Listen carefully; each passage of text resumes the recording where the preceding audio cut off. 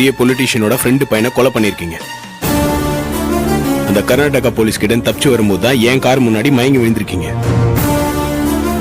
நான் உங்களை தீபான்னு நினைச்சுதான் ஹாஸ்பிட்டல் தூக்கிட்டு போய் ட்ரீட்மெண்ட் கொடுத்தேன்.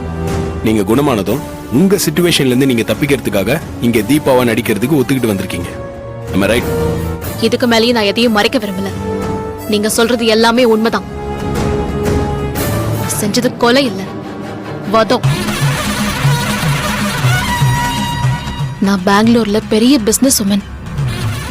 பிசினஸ்னு எப்பவுமே ஓடிட்டே இருப்பேன். எனக்கு ஒரு தங்கச்சி இருந்தா, பேரு தியா. அவளை ஒரு பொலிட்டீஷியன் ஃப்ரெண்டோட பையன் லவ் பண்றேன்னு சொல்லி ஏமாத்தி அவளை ரேப் பண்ணி கொன்னுட்டான்.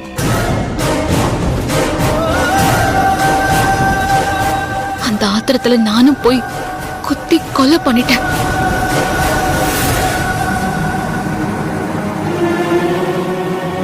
சட்ட